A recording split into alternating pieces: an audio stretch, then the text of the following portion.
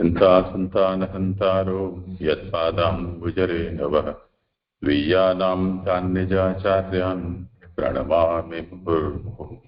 यदनुग्रहतो जन्तुः सर्वदुःखाधिगो भवेत् तमहं सर्वदा वन्दे श्रीमद्वल्लभनन्दनम्। अज्ञानतिमिरान्धस्य ज्ञानाञ्जनशलाकया चक्षुरुन्मीलितं येन तस्मै श्रीगुरवे नमः। नमामि हृदये शेषे लीलाक्षीराब्धिशायिनं लक्ष्मीसहस्रलीलाभिः सेव्यमानं कलानिधिं। चतुर्भिश्च त्रिभिः तथा षड्भिर्विराजते योऽसौ पञ्चधा हृदये मम।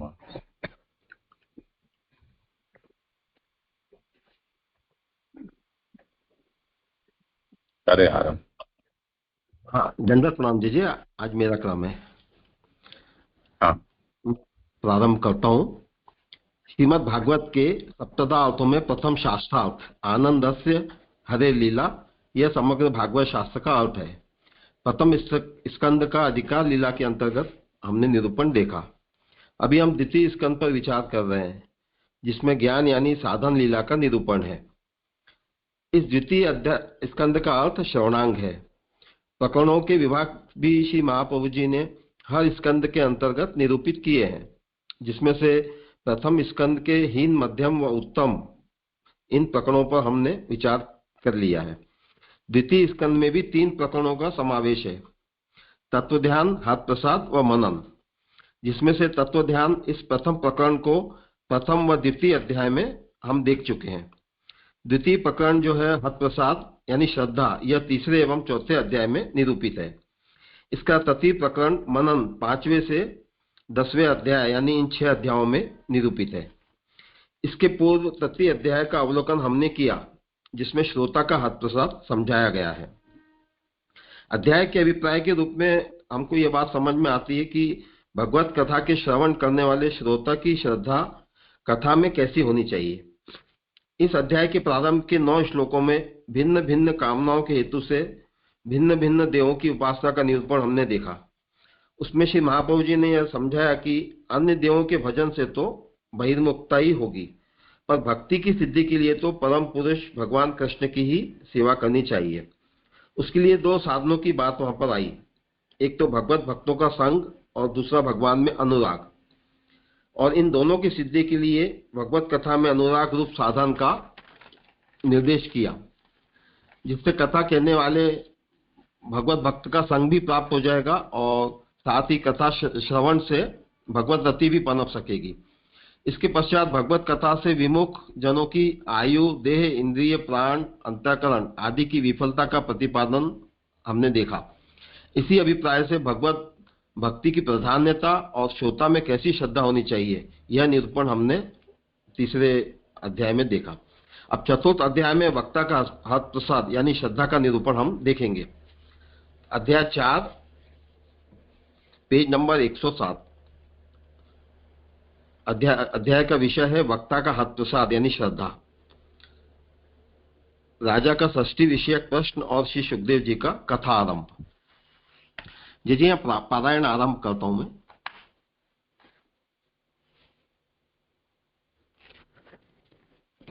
हाँ करो। हाँ, श्लोकार्थ 1। सूची ने कहा, आत्मा के तत्व का निश्चय जिसमें है, ऐसा व्यासपुत्र श्री सुखदेव जी का वचन सुनकर और उसका विचार कर हृदय में स्थापित करने के अनंतर उत्तरापुत्र राजा परीक्षित ने अपनी श्रेष्ठ बुद्धि को भगवान कृष्ण में लगा दी। श्लोकार्थ 2। राजा ने देह, स्त्री, पुत्र, घर, पशु, धन, कुटुंब और अविकल राज्य में जमी हुई ममता का परित्याग किया। श्लोकार्थ 3। हे शौनक जी, भगवान कृष्ण के महात्म्य के विषय में जिस तरह आपने प्रश्न किया, उसी तरह श्रद्धा पूर्वक महामना परीक्षित ने भी प्रश्न किया था। श्लोकार्थ 4। राजा ने अपनी मृत्यु को आई हुई जानकर धर्म, अर्थ, काम संबंधी पुरुषार्थों का पूर्ण रूप से परित्याग कर भगवान वासुदेव में आत्मभाव की दृढ़ता को प्राप्त की। श्लोकार्थ 5। हे ब्राह्मण, आप सर्वज्ञ हैं, आपके वचन बहुत सुंदर हैं। आपके द्वारा कही जाने वाली भगवत कथा से मेरा सब अज्ञान दूर हो रहा है। श्लोकार्थ 6। मैं यह और जानना चाहता हूँ कि अल्पज्ञ लोगों की समझ में न आने वाली इस विश्व की सृष्टि भगवान अपनी आत्म माया से जिस तरह करते हैं तथा जिस तरह रक्षा और संहार करते हैं वह आप कहिए। श्लोकार्थ 7। अनेक शक्ति वाले ये भगवान जिस जिस शक्ति का आश्रय लेकर स्वयं को क्रीड़ा कराते हुए स्वयं अपने से ही जगत को विरुद्ध प्रकार से या विविध प्रकार से कहते हैं, यह कहें। श्लोकार्थ 8। नूनम भगवतो ब्रह्मन हरे हे ब्रह्मन, अद्भुत कर्मा भगवान की यह चेष्टा विद्वानों के भी समझ में नहीं आ सकती। प्रकृति के गुणों को भगवान एक साथ ही या क्रमश ग्रहण करते हैं और अकेले ही भगवान को इन कर्मों के करने में अनेक जन्म ग्रहण करने पड़ते होंगे। श्लोकार्थ 10। मेरे ये संदेह जिस प्रकार दूर हो उस तरह से कहिए। आप शब्द ब्रह्म, वेद के तथा पर ब्रह्म के पूर्ण रूप से ज्ञाता है। श्लोकार्थ 11। सूत जी ने कहा, राजा ने इस तरह भगवान के गुणों को कहने का प्रश्न किया। तब श्री सुखदेव जी ने बुद्धि प्रेरक भगवान के गुणों का स्मरण करके उत्तर देना आरंभ किया। श्लोकार्थ 12। श्री सुखदेव जी ने कहा, जगत की उत्पत्ति, स्थिति और लय के लिए माया के 3 गुणों की शक्ति को जिन्होंने ग्रहण की है और जो प्राणी मात्र के हृदय में स्थित है एवं जिसका मार्ग किसी की समझ में नहीं आ सकता, ऐसे सर्वश्रेष्ठ अनंत पुरुष के लिए मेरा नमस्कार है। श्लोकार्थ 13। जो भगवान सत्पुरुषों के दुखों को दूर करने के लिए और सत्पुरुषों को मोक्ष देने के लिए प्रकट होते हैं, जो अखिल सत्व मूर्ति हैं और जो संन्यास आश्रम में स्थित पुरुषों के लिए क्रम मुक्ति, साक्षात मुक्ति आदि के अवान्तर भेदों से सामीप्यादि मुक्ति को देने वाले हैं, उन भगवान को मैं फिर नमस्कार करता हूँ। श्लोकार्थ 14। भक्तों के स्वामी और कुयोगियों को जिसकी दिशा की भी खबर नहीं है एवं जो भगवान निरस्य साम्यातिशय जो राधस नाम की शक्ति सिद्धि है उससे अपने ही धाम यानी अक्षर ब्रह्म में रमण करते हैं, उन भगवान को बार बार नमस्कार करता हूँ। श्लोकार्थ 15। जिस भगवान का कीर्तन, जिसका स्मरण, दर्शन, वंदन, श्रवण, पूजन संसारी लोगों के पापों को शीघ्र दूर कर देता है, उस कल्याणकारी यश वाले भगवान के लिए बार बार नमन है। श्लोकार्थ 16। विचक्षण लोग जिन भगवान के चरणारविंद में ही निश्चल हो जाने से अंतःकरण से ऐहिक और पारलौकिक संग का परित्याग कर बिना किसी क्लेश के ब्रह्म गति को प्राप्त करते हैं, उन सुकीर्ति वाले भगवान को मैं बार बार नमस्कार करता हूँ। श्लोकार्थ 17।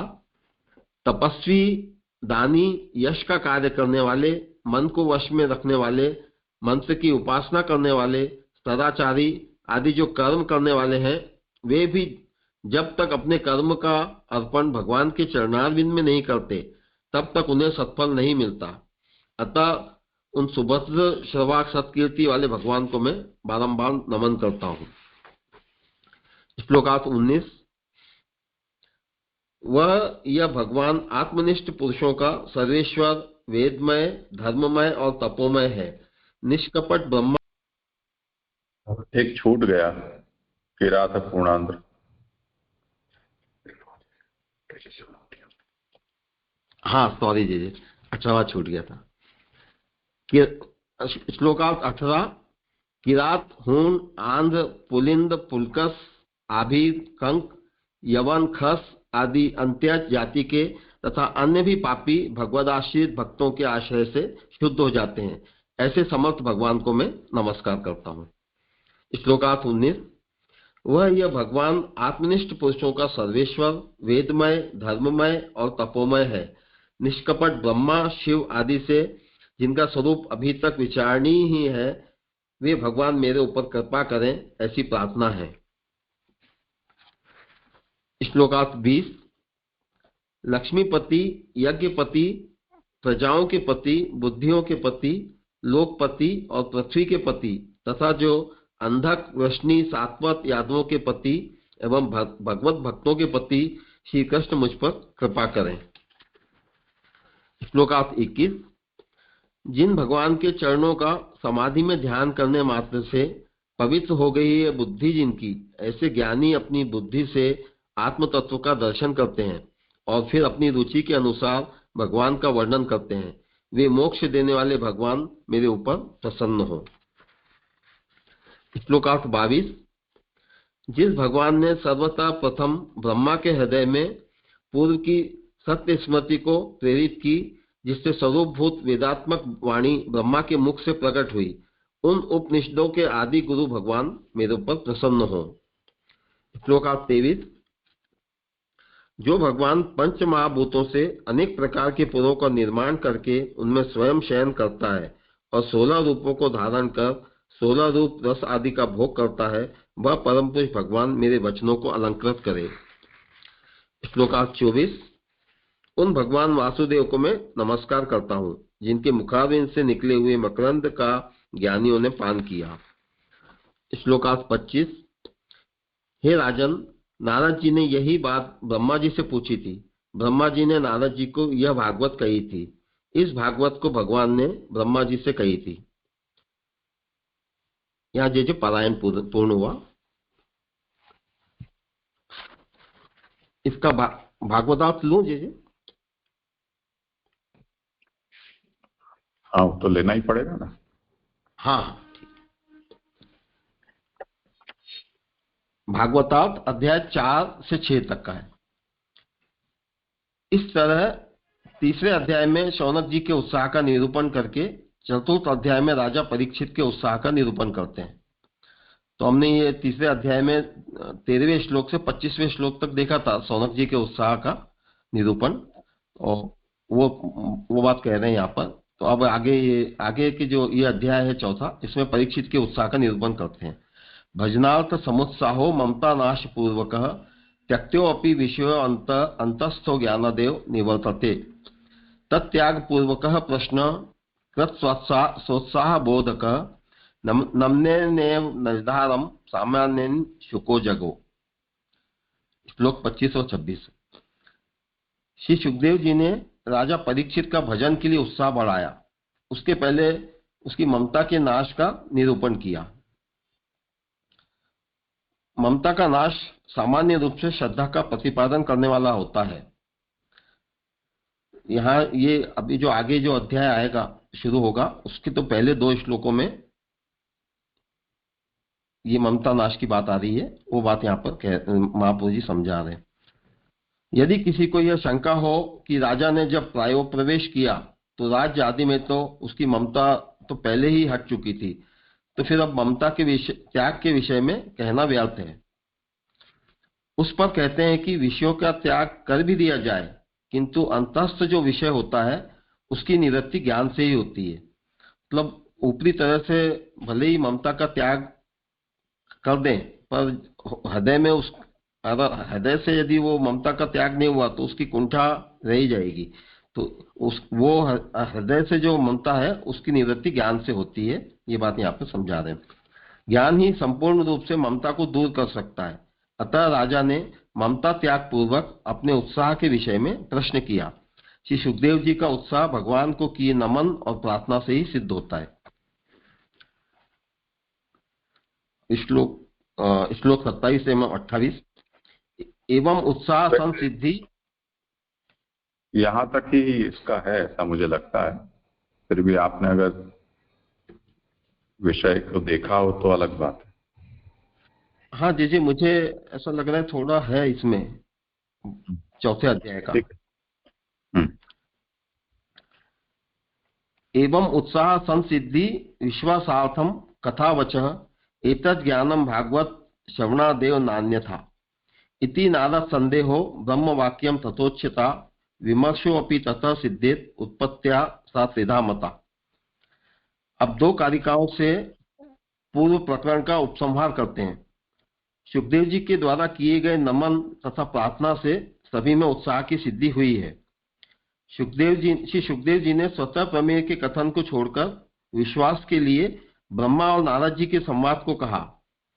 उसमें भी नारद जी का प्रश्न इस बात को बताता है कि यह ज्ञान भागवत के श्रवण से ही होता है, अन्य प्रकार से नहीं हो सकता है।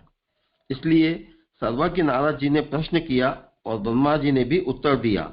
यदि नारद जी समझते हुए प्रश्न करते तो ब्रह्मा जी उनके प्रश्न की उपेक्षा कर देते।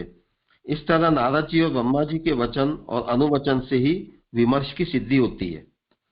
यहां तक चीजें मुझे लग रहा है। हाँ हाँ। इसके बाद में आगे के अध्याय का आ रहा है कि उत्पत्ति से वह विद्या 3 प्रकार की है, उसी को यहाँ कहते हैं। ठीक है।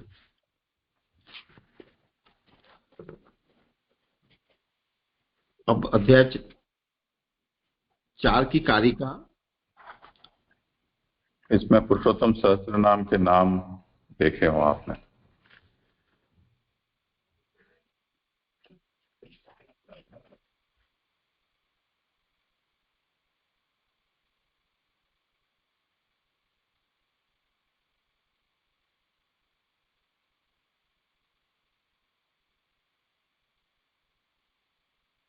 आपका फोन म्यूट है।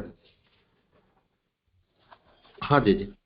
इसमें पुरुषोत्तम सहस्त्र नाम के 2 नाम मुझे लग रहे हैं। एक तो 95 नंबर का नाम है लीलाकर्ता और 96 वाला पति सताम। 95 लीलाकर्ता। लीला अर्थात भगवान अपनी आत्मशक्ति रूप माया के द्वारा जगत की रचना करते हैं। भगवान ने अपनी आत्मशक्ति रूप माया द्वारा ही जगत को रचा है, इसलिए माया आत्मशक्ति में प्रेरणा करने वाले आप ही हैं। भागवत के इस स्कंद में कहा गया है, भूय एव विवत् स्वामी भगवान आत्म माया यथेदम सज्जते विश्वम दुर्विभाव्यम अधीश्वरे। यानी मैं आपसे फिर भी यह जानना चाहता हूं कि भगवान अपनी माया से इस संसार की सृष्टि कैसे करते हैं। इस संसार की रचना तो इतनी रहस्यमयी है कि ब्रह्मादि समर्थ लोकपाल भी इसके समझने में भूल कर बैठते हैं। ऐसा बताकर प्रभु ही अपनी माया शक्ति को प्रेरणा देकर सृष्टि आदि की रचना करते हैं। ऐसी लीला करने वाले श्री कृष्ण ही हैं। 96वां नाम है पति सताम, यानी सत्पुरुषों के भक्तों के पालनहार। सज्जन भक्तों के पति स्वामी आप ही हैं, आप ही उनका रक्षण करते हैं। उसी प्रकार प्रत्येक सद्वस्तु का भी पालन करने वाले आप प्रभु ही हैं। इसलिए इस स्कंद के 4थे अध्याय में प्रसिद्ध ताम में भगवान सताम पति ही, यानी सत्पुरुष भक्तों के पति ऐसे भगवान श्री कृष्ण मेरे ऊपर प्रसन्न हो। इसमें सत्पुरुषों के पति भगवान है, ऐसा स्पष्ट कथन किया गया है। ये 2 नाम मुझे इसमें प्रतीत हो रहे हैं।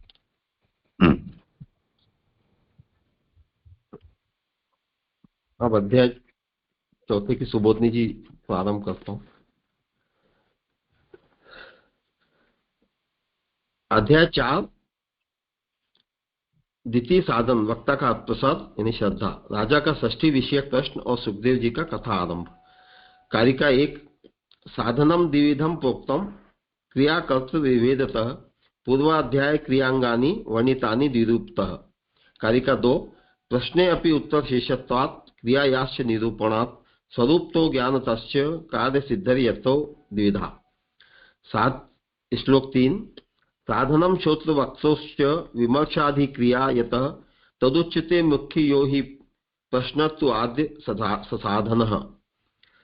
श्लोक 4, ज्ञात्वात् नम्नं देवे गुरावपि विशेषतः सामान्यम उत्तरम यद्धि तद्वक्तुरधिकारकृत्। कारिका 5, अतो अध्याय 4 तु परीक्षित शुकयोः क्रमात् विमर्शनाधिकारो हि विचारांग निरूप्यते। कारिका 6, व्यवसायत्मिका बुद्धि ममता त्याग एव च कथायाः श्रवणे श्रद्धा संन्यासो ज्ञानमेव च दशना चतुष्टयम पूर्वम श्रोतुरंगम इहोच्यते। अब 4थे अध्याय की व्याख्या करते हुए आचार्य चरण संगति को बताने के लिए 2 कारिकाओं से पूर्वाध्याय के अर्थ का अनुवाद करते हैं। कारिका अर्थ, क्रिया और कर्ता के भेद से 2 प्रकार का साधन कहा। उसमें श्रवण और कीर्तन रूप 2 क्रियाएं हैं। उनके कर्ता भी परीक्षित और सुखदेव जी हैं। यानी पूर्व अध्याय में यहाँ पूर्व अध्याय इस आगे आने वाले जो विषय है उसकी संगति बताने के लिए महाप्रभु जी पूर्व अध्याय के विषय को दो कारिकाओं से कह रहे हैं। तो वहां पे तीसरे अध्याय में ये बात आई थी कि क्रिया और कर्ता के भेद से दो प्रकार का साधन का, तो वहां पे जो श्रवण और कीर्तन रूप दो क्रियाएं बताई थी, तो उनके कर्ता भी जो है वो श्रोता परीक्षित और वक्ता सुखदेव जी है। पूर्व अध्याय में साक्षात और परंपरा भेद से दो रूप से श्रवणादि क्रिया के अंग भगवद रति और भगवदीय संग, इन दोनों को सिद्ध करने वाला भगवान की कथा में अनुराग है, यह कहा। तो हमने ये तीसरे अध्याय के 11वें श्लोक में ये बात देखी थी कि भगवद रति और भगवदीय का संग, ये दो साधन और उनको फिर सिद्ध करने वाला जो साधन वो भगवान की कथा में अनुराग, ये बात हमने वहां पर देखी थी। तो इस तरह यह साक्षात और परंपरा भेद से दो प्रकार के अंग हैं। भगवान में प्रेम और कथा में अनुराग, यह श्रवण कीर्तन का साक्षात अंग है। भगवदी का संग तथा उसको प्राप्त करने की इच्छा, यह परंपरा रूप अंग है। ये बात हमने वहां पर देखी थी कि ये भगवत रति और कथा में अनुराग, ये श्रवण कीर्तन का साक्षात अंग है, और भगवदी का संग और उसको प्राप्त करने की इच्छा, यह परंपरा रूप अंग यहाँ पे महाप्रभु जी बता रहे हैं। यह दोनों ही अंग जैसे परीक्षित के प्रश्न के उत्तर में है, उसी तरह सुखदेव जी के किए गए प्रश्न के उत्तर में भी समझना चाहिए, क्योंकि वही बात यहाँ पे पिछले अध्याय में अंत में शौनक जी ने भी पूछी थी कि आत्मविद्या में कुशल श्री सुखदेव जी ने राजा के पूछे जाने पर जो भगवत कथा कही वह कथा कहो। तो जो बात परीक्षित को कही सुखदेव जी ने, वही बात यहाँ पर आगे आने वाली है। इस तरह पूर्व अध्याय के अर्थ का अनुवाद करके उत्तर में भी उनकी हेतुता जिस तरह है उसे समझाने के लिए चतुर्थ अध्याय के अर्थ को 4.5 कारिका से कहते हैं। तो पहले 2 कारिका हो गई, अब आगे जो 4.5 कारिका है उससे आगे के जो विषय आने वाला है उसको संक्षेप में महाप्रभु जी यहाँ पर निरूपण कर रहे हैं। जिसके द्वारा श्रोता और वक्ता का विमर्श में अधिकार होता है वह साधन कहा जाएगा। यानी श्रोता और वक्ता का जो यहाँ पे आगे जो चर्चा होगी, चर्चा में जो अधिकार है वो साधन यहाँ पे कहेंगे। उसमें प्रथम श्रोता और वक्ता के हैं।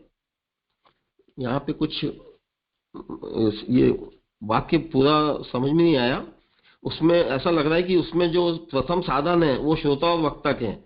उनका प्रश्न शोध के विषय में सद्बुद्धि आदि रूप साधन जानकर फिर ये आगे की बात यहाँ पर जुड़ रही है कि जो पहला जो साधन है वो श्रोता और वक्ता का है, यानी श्रवण और कीर्तन के संदर्भ में यहाँ पे वो साधन आ रहा है। और तो उनका प्रश्न जो है श्रोत के विषय में, यानी क्या विषय है उसमें, जैसे सद्बुद्धि रूप आदि साधन जो किए वो ये बात यहाँ पर प्रथम श्लोक में आएगी। उसके महाप्रभु जी यहाँ पे संक्षेप में सार यहाँ पे बता रहे हैं। इसलिए चतुर्थ अध्याय में परीक्षित और सुखदेव जी का क्रम से विमर्शना अधिकार है, यह विचार का अंग है, इसका निरूपण है। और उसके बाद में 5वीं कारिका 6वीं कारिका व्यवसायत्मक का बुद्धि और ममता का त्याग, कथा के सुनने में श्रद्धा, संन्यास, सर्व परित्याग और ज्ञान, ये 4 श्रोता के अंग है। इनका निरूपण प्रश्न से यहाँ किया जाएगा। तो यहाँ जो आगे प्रथम 4 जो श्लोक आने वाले हैं तो उनका यहाँ संक्षेप में जो विषय है वो यहाँ पर महाप्रभु जी ने समझाया है। अब ये प्रथम श्लोक प्रारंभ करता हूँ।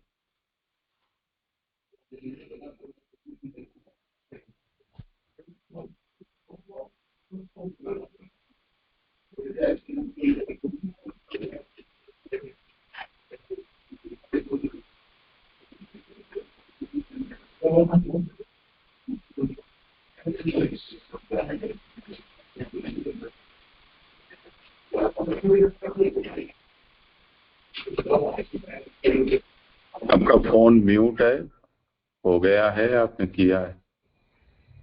जी कुछ प्रश्न आ रहा था शायद, इसलिए मैंने म्यूट किया कि आवाज नहीं आ रही थी कुछ भी। नहीं, किसी का प्रश्न तो नहीं है। हाँ ठीक है, मैं आगे प्रारंभ करता हूँ। जी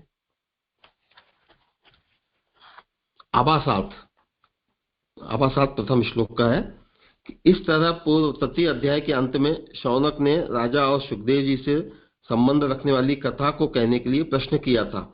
उसका उत्तर यहाँ 4 श्लोकों से देते हैं।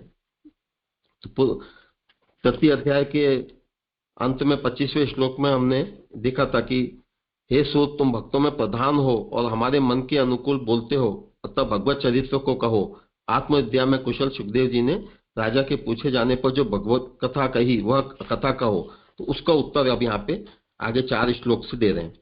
सूतोवाच। श्लोक 1। वैयासिके रीति वचः तत्व निश्चयम् आत्मनः उपधार्य मतिम प्रश्ने औत्तरेयः सतिम व्यधात्। श्लोकार्थ। सूत जी ने कहा, आत्मा के तत्व का निश्चय जिसमें है, ऐसा व्यासपुत्र श्री सुखदेव जी का वचन सुनकर और उसका विचार कर हृदय में स्थापित करने के अनंतर उत्तरापुत्र राजा परीक्षित ने अपनी श्रेष्ठ बुद्धि को भगवान कृष्ण में लगा दी। व्याख्यात। सर्वप्रथम तो राजा को भगवान में सती यानी निश्चल बुद्धि उत्पन्न हुई। यद्यपि राजा की बुद्धि पहले भी भगवान में थी ही, परंतु वह श्रद्धा के कारण थी। तो यहाँ ये बात बताई जा रही कि अब सब तरह से सुखदेव जी का वचन सुनकर अब राजा ने निश्चयात्मक बुद्धि राजा में उत्पन्न हुई, यानी ऐसी बुद्धि की जिसको कोई चलायमान नहीं कर सके। तो कह रहे हैं कि यद्यपि राजा की बुद्धि पहले भी भगवान में थी, परंतु वह श्रद्धा के कारण थी, इसलिए अज्ञान सहित होने वाली भक्ति असती की तरह होती है। तो राजा वैसे तो भगवत भक्त हैं ही और उनकी बुद्धि भगवान में भी थी, परंतु वो एक सामान्य रूप से श्रद्धा के कारण थी, और अज्ञान यानी वो भक्ति जो थी उनकी वो अज्ञान सहित थी, वो ज्ञान नहीं था उनमें। तो वैसी भक्ति को कह रहे हैं कि असत्य की तरह होती है, मतलब कभी भी वो वैसी भक्ति चलायमान हो जाती। और इस समय तो सामान्य रूप से भगवान को जानकर फलरूप भगवान भी कोई है और वे भक्ति साध्य हैं, शरणादि से सेव्य हैं, सर्वरूप और सबके अंदर रहने वाले हैं, उसका ध्यान करने से सायुज्य फल भी मिलता है। तो उन भगवान के भजन के लिए ही सब कामना करनी चाहिए। तो अब जब निश्चयात्मक बुद्धि हो गई तो उनको भगवान के स्वरूप का भी समझ में आया, और उस बुद्धि के कारण, निश्चयात्मक बुद्धि के कारण उनको ये बात भी समझ में आई कि ये प्रभु जो है भगवान भक्ति से ही सिद्ध होते हैं, श्रवणादि से ही सेव्य हैं, सब सर्वरूप हैं और सबके अंदर भी अंतर्यामी रूप से वे ही भगवान विराजमान है। उनका ध्यान करने से भी सायुज्य फल भी मिलता है। ये बात भी राजा परीक्षित को अच्छी तरह समझ में आई। उन भगवान के भजन के लिए ही सब कामना करनी चाहिए। साधनों का विनियोग भी भगवान में ही करना चाहिए, मतलब जो श्रवण और कीर्तन रूप जो साधन है उनका विनियोग भी भगवान में ही होना चाहिए। इस तरह व्यासपुत्र श्री सुखदेव जी के वचन को सुनकर इससे आत्मारूप भगवान के और स्वयं के तत्व को यथावत निश्चय करके मन में फिर विचार कर और उसे हृदय में स्थापित कर सर्वदा भगवान आराध्य है, ऐसी सद्बुद्धि की। तो ये सब जो विश्लेषण आ रहा है, ये सतिम व्यधात जो मूल श्लोक में दिया है उसका बता रहे हैं कि अच्छी तरह से सब सुखदेव जी के वचन को सुनकर और आत्मारूप भगवान के और स्वयं के तत्व को, यानी भगवान का तत्व स्वरूप क्या है और स्वयं का जो स्वरूप क्या है, ये इस बात का अच्छे से उन्होंने निश्चय किया और फिर मन में विचार कर उसको हृदय में स्थापित किया कि सर्वदा भगवान ही आराध्य है, ऐसी मतलब उनकी सद्बुद्धि उन्होंने की। यहाँ जे पहला श्लोक समाप्त हुआ। कुछ विचार प्रणाम दीजिए। ये यहाँ पे जो निश्चयात्मिका बुद्धि और व्यवसायित्मिका बुद्धि दोनों एक ही है कि अलग होता है? दोनों एक ही ना। देखिए, और ऊपर जो अंत में अपने यानी कारिका के अंत में जो 4 अंग बताए श्रोता के, उसमें यानी व्यवसायित्मिका बुद्धि और एक ज्ञान भी आया है। तो ये ज्ञान यानी जो अभी इस श्लोक में बताया जा रहा है वो ज्ञान कि भगवान ही सब कुछ है आदि, वह ज्ञान लेना दीजिए, क्योंकि वो ज्ञान के लिए तो यानी ये यानी सब बैठा है सुनने के लिए, तो वो ज्ञान कौन सा लेना है? समाधान ये मुझे लगता है जो चौथा श्लोक है उससे उसके रेफरेंस में वो ज्ञान की बात आ रही है कि राजा ने अपनी मृत्यु को आई हुई जानकर धर्म अर्थ काम संबंधी सारे पुरुषार्थों का पूर्ण रूप से परित्याग किया और भगवान वासुदेव में आत्मभाव की दृढ़ता को प्राप्त किया। मतलब एक तो सर्व परित्याग जो संन्यास की बात आई, संन्यास और ज्ञान ये एक साथ इस चौथे श्लोक में आ रहे हैं कि भगवान वासुदेव में आत्मभाव की दृढ़ता को प्राप्त किया। मतलब मेरी आत्मा है, उसमें विराजे हुए भगवान है, परमात्मा, वो ज्ञान की यहाँ पर मुझे यहाँ समझ में आ रहा है।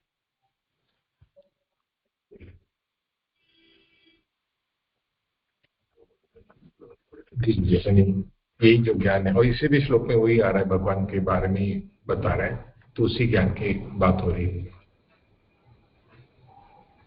सद्बुद्धिम कृतवान इत्यर्थः, ये जो सद्बुद्धि कहा है ना, वही यहाँ पर व्यवसायत्मिका बुद्धि, उसका तात्पर्य। और जो ज्ञान यानी भगवान के प्रति उतना ही ज्ञान, क्योंकि अभी जब तक ये पूरा सुनेंगे नहीं तो पूर्ण ज्ञान तो होगा नहीं, क्योंकि यानी श्रोता के 4 अंग बताए, यानी ज्ञान भी उस प्रकार का होना जरूरी है उस श्रोता में। तो ये भगवान के प्रति ये जो इतना ज्ञान है, उसी को उतना ही लेना, वही ज्ञान। आगे के श्लोक में इसका वो विवरण आता हो, और जिनके वो श्लोक हों उनको पता हो तो पता है, नहीं तो थोड़ा देख के। तीसरे श्लोक में बात आ रही है श्रद्धा की, जैसे यहाँ जो सीरियली जो व्यासात्मिका बुद्धि प्रथम श्लोक में आ रही है, ममता का त्याग ये द्वितीय श्लोक में आ रहा है, और श्रद्धा तो ये महात्म्य के विषय में जिस तरह प्रश्न किया उसी तरह श्रद्धा पूर्वक महामाना परीक्षित ने भी प्रश्न किया। तो ये श्रद्धा की बात यहाँ तीसरे श्लोक में आ रही है, और संन्यास और ज्ञान ये चौथे श्लोक में आ रही है बात।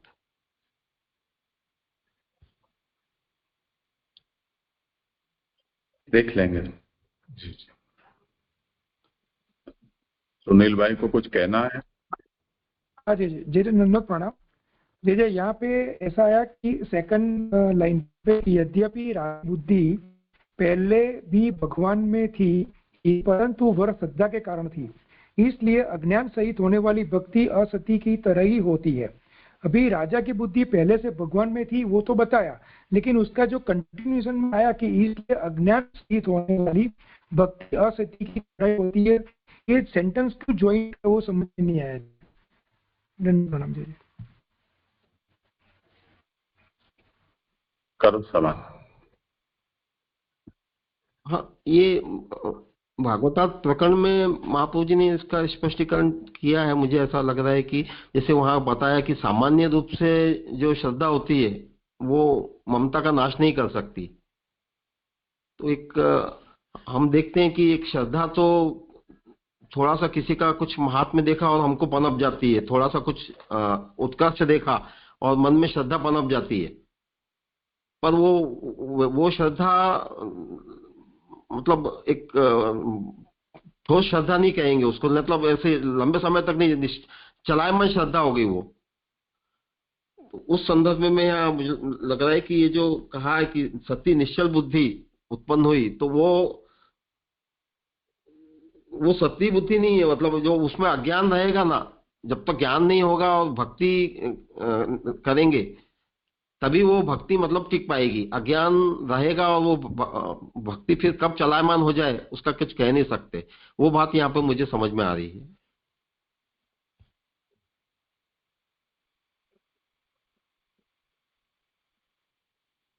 ज्यादा स्पष्ट नहीं हुआ जी।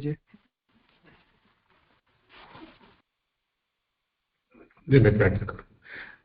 यानी श्रद्धा के कारण हुई भक्ति यानी दृढ़ नहीं होती है, वो समझना चाहते हैं कि आज श्रद्धा है उन्हें भगवान में, क्योंकि पूर्व में भगवान ने उनकी रक्षा आदि की थी, इसलिए उनको भगवान में श्रद्धा तो है। आगे जाकर अगर ऐसा कुछ ऐसी कुछ परिस्थिति आई कि भगवान ने रक्षा आदि न की हो किसी के बारे में भी, तो श्रद्धा डगमगा सकती है और भक्ति फिर दृढ़ नहीं रहेगी।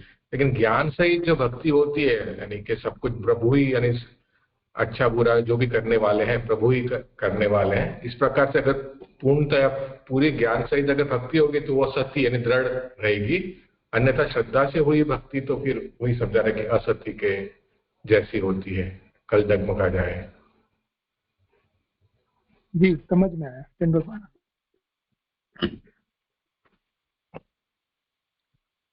आगे लो जी। इसमें जो सतिम मतिम व्यधात, ये मति का विशेषण सती जो दिया है ना, उसका ये विवेचन है।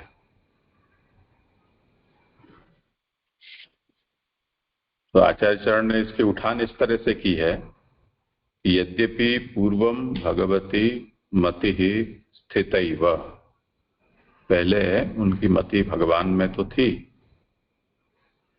पर वो श्रद्धा मात्र से हुई होने के कारण उसमें ज्ञान नहीं था, इसलिए वो मति असत्य जैसी ही माननी चाहिए, यानी उस मति का कोई मूल्य नहीं है। पर अब क्योंकि इतना सुखदेव जी के मुख से उन्होंने सुना कि, तो अब उनकी वो मति है वो सती हुई, और ऐसी सती मति को उन्होंने कृष्ण में लगा दिया, ये कहना चाह रहे हैं। जी।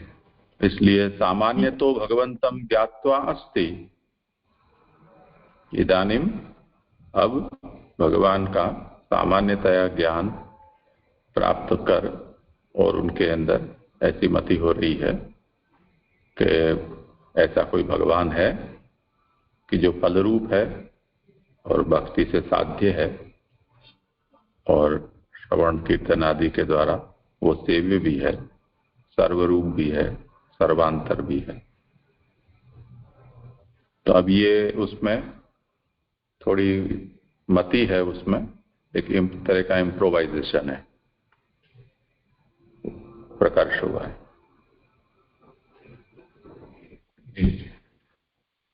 करो। जी। हाँ जी, बहुत सुंदर स्पष्ट हुआ जी। श्लोक 2 का आभासार्थ।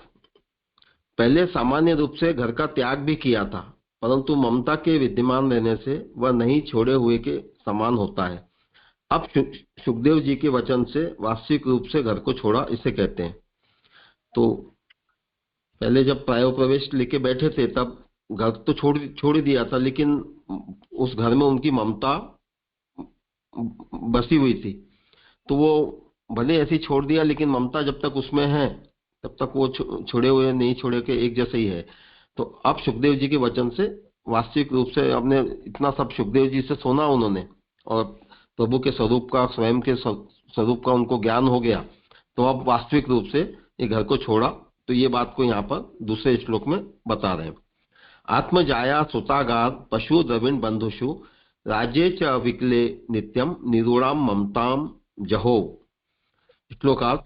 राजा ने देह, स्त्री, पुत्र, घर, पशु, धन, कुटुंब और अविकल राज्य में जमी हुई ममता का परित्याग किया। सुबोधनी जी। ममता डूबकर भगवान में प्रविष्ट हो गई। ममता के लिए अब उत्तम विषय प्राप्त हो गया। मतलब जो उनकी ममता थी, ये सब श्लोक में गिनाई, देह, स्त्री, पुत्र, धन, पशु, कुटुंब और राज्य, इनमें जो उनकी ममता थी, तो अब वो सारी वहां से निकल के और भगवान में ही वो उनकी ममता पूरी अच्छी तरह से प्रविष्ट हो गई। इसलिए यहाँ पे कह रहे हैं कि डूबकर भगवान में प्रविष्ट हो गई, और ममता के लिए अब उनको उत्तम विषय, यानी भगवान का जो विषय है, भगवान विषय, उनको अपनी ममता को एंगेज करने के लिए वो प्राप्त हो गया। अतः पहले जो अयोग्य पदार्थों में ममता थी, उस ममता ने उन सबका परित्याग कर दिया। वही बात को यहाँ पे बता रहे हैं कि ये सब अयोग्य है, देह, स्त्री आदि, तो इनमें जो उनकी ममता थी, तो उस ममता का उन्होंने वहां से परित्याग कर दिया। यहाँ आत्मा से देह लेना, मूल श्लोक में जो आत्म पद है, उससे महापुरुष जी समझा रहे कि देह लेना। जाया सुतागार से भार्या पुत्र लेना, पशु से गाय लेना, तथा धन कुटुंब से ममता त्याग कर और साधन सहित जो राज्य है उससे सिंहासन के ऊपर जब से बैठा था तब से लगाकर आज तक जो ममता जमी हुई थी उसका परित्याग कर दिया। तो यहाँ पे जो मूल श्लोक में जाया, सुत, आगार आदि ये जो दिया है, तो उससे भार्या, पुत्र और घर ये लेना है। जो पशु का प्रयोग है उससे यहाँ पे गाय लेना है। और द्रविण बंधुषु, तो धन कुटुंब में जो उनकी ममता थी, तो उसमें से उन्होंने अपनी ममता त्याग कर ली, ये बात यहाँ पे कही जा रही है। और साधन सहित जो राज्य है, उससे सिंहासन के ऊपर जब से बैठा था तब से लगाकर आज तक जो ममता जमी हुई थी, मतलब जब से उनका राज्याभिषेक हुआ और वो उनको एक राज्य का अधिकार प्राप्त हुआ, तो डेफिनेटली उसमें ममता तो बनी जाती है, राज्य में, प्रजा में, राज्य में आदि में ममता हो ही जाती है। तो उस ममता का भी उन्होंने परित्याग कर दिया। यहाँ मुझे ये बात समझ में नहीं आई, ये साधन सहित जो राज्य है इसका क्या अभिप्राय है? जैसे ये समझ में नहीं। यही तो दे दिया है, सिंहासनोपवेशन प्रवृत्ति।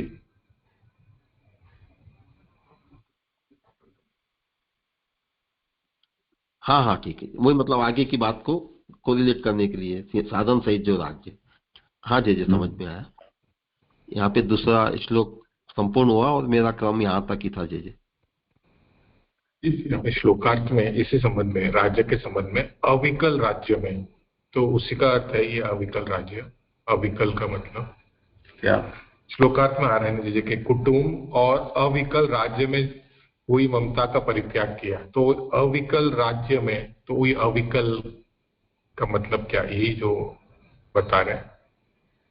नहीं, ये तो अलग विषय है। अविकल का यहाँ अर्थ दिया नहीं है, पर अविकल का तात्पर्य ये है कि उसको कोई चैलेंज ही नहीं थी। जैसे अमेरिका समझ लो, जिसको कोई चैलेंज ही नहीं है, ऐसा। जी स्पष्ट। आगे जिनका क्रम हो। दंडवत प्रणाम जी। हाँ जय जय, दंडवत प्रणाम। आगे पंकज जी का था, लेकिन उनकी ड्यूटी 2-3 दिन के लिए शायद हाँ दूसरी जगह लग गई है, तो उन्होंने मुझे फोन किया। तो उनका 3 से लेकर 6 तक है और फिर 7 से 11 तक मेरा है। तो यहाँ पे ये 2 श्लोक, दूसरा श्लोक हुआ, दूसरे श्लोक में, तीसरे श्लोक के आवासार्थ में पहले जिस तरह ममता के विषय देह आदि के भरण पोषण आदि की चिंता करता था, उसी तरह अब ममता के विषय भगवान है, उनके विषय में क्या करना। ऐसी चिंता रूप संदेह होने पर भगवान में ममता कैसे बढ़े, ऐसा प्रश्न पूछा। पहले माने जिस तरह ममता के विषय जो ऊपर जो बात आ रही है, देह, स्त्री, कुटुंब, पुत्र, घर, पशुधन आदि में उसकी ममता थी, तो वो ममता छूटकर अब चूंकि भगवान में लग गई है, तो अब ममता के विषय भगवान हो गए, तो उनके विषय में क्या करना, अब ये प्रश्न उठ गया है। तो ऐसी चिंता रूप संदेह होने पर भगवान में ममता कैसे बढ़े, ऐसा प्रश्न पूछा। पप्रच्छ चैममेवार्थम यन माम पृच्छत सत्तमा कृष्णानुभाव श्रवणे श्रद्धानो महामना। श्लोकार्थ। हे सौनक जी, भगवान कृष्ण के महात्म के विषय में जिस तरह आपने प्रश्न किया, उसी तरह श्रद्धा पूर्वक महामना परीक्षित ने भी प्रश्न किया था। जो तीसरी 4 विचार के अंग थे, उसमें जो श्रद्धा है वो यहाँ पे आ रही है। व्याख्या। यहाँ चकार पूर्वोक्त के समुच्चय में है, अर्थात स्त्री, पुत्र, धन आदि की ममता का त्याग किया और भगवान के महात्म के विषय में पूछा है। यह जो चकार दिया है उसके बारे में बता रहे हैं कि ये जो पूर्व में देह, स्त्री, पुत्र, घर, पशुधन आदि की जो बात है, उनके संबंध में ये चकार आया है। तो भगवान के महात्म के विषय में पूछा। पूर्वोक्त अर्थ की साधनता सिद्धि के लिए सुखदेव जी ने पहले उत्तर दे दिया था, परंतु फिर भी इस समय राजा पूछता है। सूत जी कहते हैं कि तुम्हारे प्रश्न में और राजा के प्रश्न में सरस्वती वाणी की एकता है। यानी यहाँ पूर्वोक्त अर्थ की साधनता सिद्धि के लिए सुखदेव जी ने पहले उत्तर दे दिया था क्या करना चाहिए, परंतु फिर भी इस समय राजा पूछता है। तो सूत जी कहते हैं कि तुम्हारे प्रश्न में और राजा के प्रश्न में सरस्वती वाणी की एकता है। माने जैसे तुमने जो प्रश्न किया है और जो राजा ने प्रश्न किया था, दोनों का प्रश्न लगभग एक सा ही है। उसी को हे सत्तमा इस संबोधन से सूचित किया है। जो तुम पूछ रहे हो उसी का प्रश्न राजा ने भी किया था, यानी जो तुम पूछ रहे हो वही प्रश्न राजा ने भी किया था। सुखदेव जी का वचन साधन रूप है, अतः राजा तथा आप दोनों ही में श्रोता होने से तुल्यता है। इसलिए जिस तरह आपकी प्रश्न करने की बुद्धि हुई उसी तरह उसकी भी प्रश्न करने की बुद्धि हुई, यह उचित ही है। जैसे राजा परीक्षित ने सुखदेव जी से जो प्रश्न पूछा था उसमें और जो आपने प्रश्न पूछा है, तो जो जिस तरह उसकी प्रश्न पूछने में बुद्धि हुई उस तरह की बुद्धि ठीक उस तरह की आपकी भी हुई है। प्रश्न में समानता होने पर भी कोई अवान्तर भेद है, यह उचित ही है। प्रश्न में समानता होने पर भी कोई अवान्तर भेद है। आपके प्रश्न में तो उनके वाक्य के प्रकार से पदार्थ ज्ञान की इच्छा है और राजा को तो भगवान के महात्म का ज्ञान ही अपेक्षित था।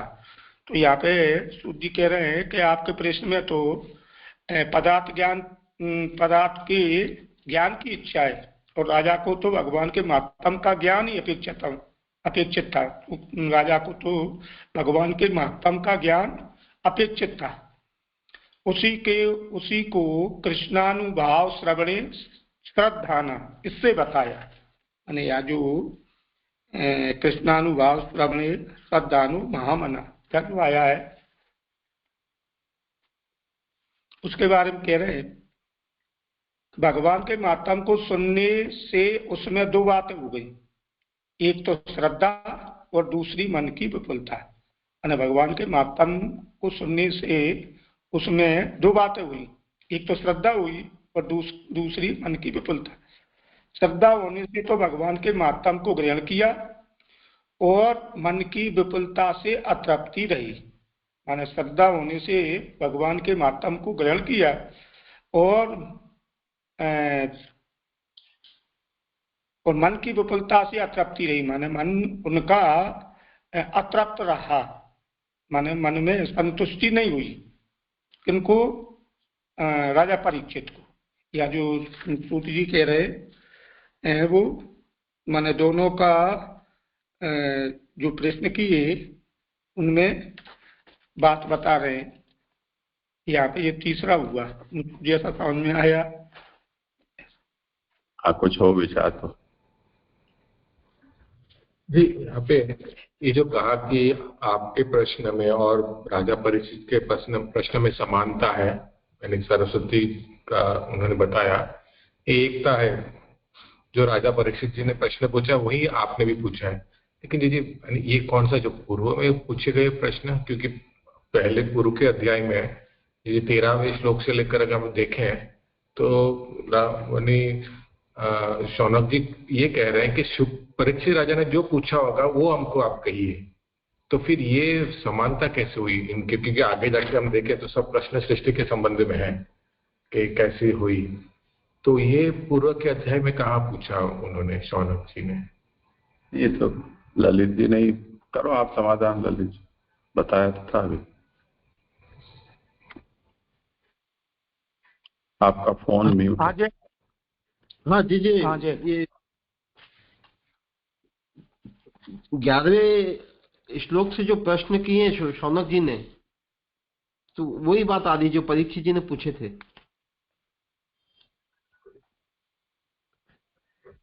सृष्टि के संबंध में। हाँ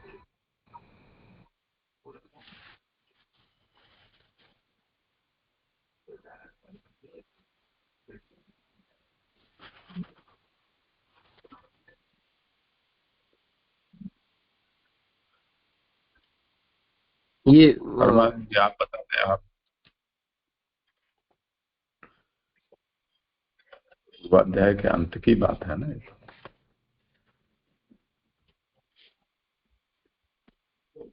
आपका फोन म्यूट है परमानंद जी। हाँ जी, ये मुझे समझ में नहीं आई ये बात।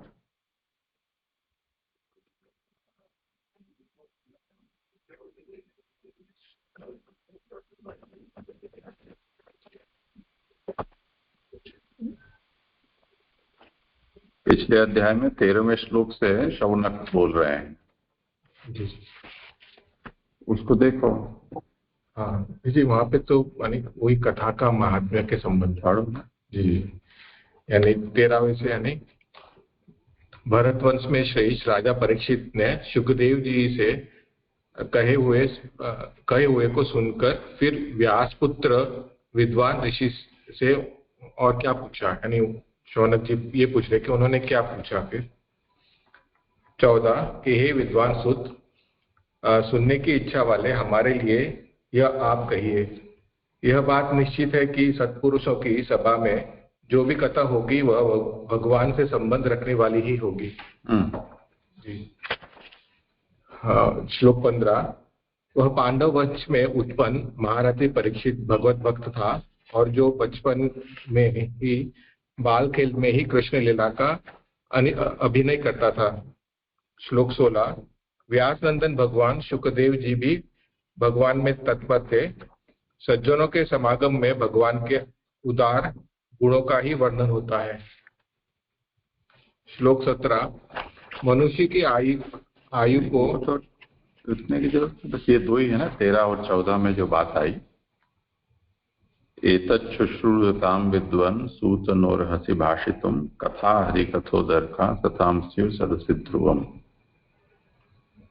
यही तो यहाँ उनके भीतर भी, शौनक के भीतर भी परीक्षित के जैसा उत्साह प्रकट हो रहा है ना, उत्साह के संबंध। हाँ, तो वही तो समानता बता रहे हैं यहाँ कि शुकवाक्यस्य साधनत्वात् तस्य च भवतांच श्रोतृत्वेन तुल्यत्वात्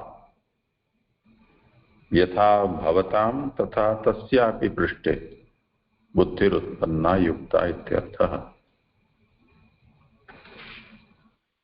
तो अब परीक्षित ने जो कुछ भी पूछा किया, उसके बाद वैसी ही उत्कंठा और श्रवण में श्रद्धा है वो शौनक की भी प्रकट हो रही है, तो उसका अभिनंदन कर रहे हैं। ये यहाँ पे जो अंत में वो आया ना, इसलिए प्रश्न संदेह हुआ। यहाँ पे एक सुत जी कहते हैं कि तुम्हारे प्रश्न में और राजा के प्रश्न में सरस्वती वाणी की एकता है, उसी को सत्तमा इस संबंध से सूचित किया जो तुम पूछ रहे हो उसी का प्रश्न राजा ने भी किया। तो इस पे मुझे जो कहा कि समानता, उत्कंठा और ये जिज्ञासा तो समझ में आ गई थी कि दोनों में एक ही है, लेकिन प्रश्न में तुल्यता कैसे हुई वो नहीं समझ में आया था, इसलिए वो प्रश्न।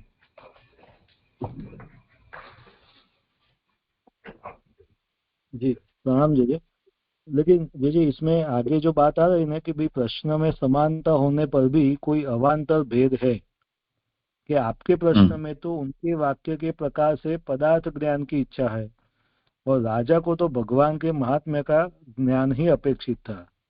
तो ये यानी कि भगवान के महात्म्य के ज्ञान से कुछ अलग पूछ रहे हैं, ऐसी बात है यहाँ पे। तो कि समानता होने पर भी पदार्थ ज्ञान की इच्छा है या नहीं, वो समझ में नहीं आया मुझे। यही मेरा भी प्रश्न है, ये पदार्थ ज्ञान से क्या लेना कर दीजिए। परमानंद करें। हाँ जी, इन्होंने जो प्रश्न किया था उसी तरह की शंका मेरे मन में भी उठी थी कि मैंने प्रश्न तो कोई किया नहीं और मैं उस प्रश्न को ढूंढ रहा था, लेकिन वहाँ जो अभी जो बात निकल के आई कि माने जो सूत जी शौनक जी का जो संवाद चल रहा था और शौनक जी ने जो प्रश्न पूछे थे तो उनके उत्तर में उनको तो माने पदार्थ का यथार्थ ज्ञान जानने की इच्छा थी। और चूंकि राजा जो सुखदेव जी से कथा श्रवण सुन रहा था तो उसको भगवान का महत्तम ज्ञान होने से माने उसकी भगवान के महत्तम ज्ञान में उसकी श्रद्धा हुई, तो उसका महत्तम ज्ञान सुनने से उनकी मन जो अतृप्ति रही मन में। माने भगवान के चूंकि पहले तो वो भगवान को माने सब कुछ त्याग करके, ममता का त्याग करके और भगवान की कथा सुनने के लिए आया था, लेकिन उसे भगवान का बाह्य ज्ञान था। लेकिन जब भगवान की श्रवण के अंग उसने सुनी तो उसकी और विपुलता माने अतृप्ति रही। तो यहाँ पे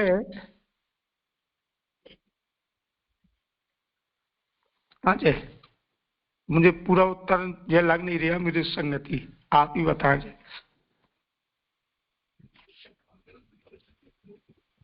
आचार्य चरण क्या आज्ञा कर रहे हैं वो देखो कि किसी तरह से समानता भी है और किसी तरह में यहाँ वैलक्षण्य भी है।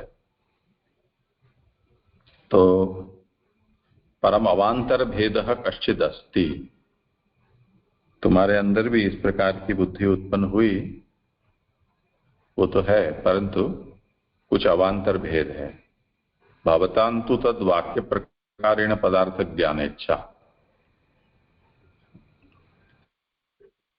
शौनक को कानूनी भाषा में स्यो मोटो जैसे कहते हैं,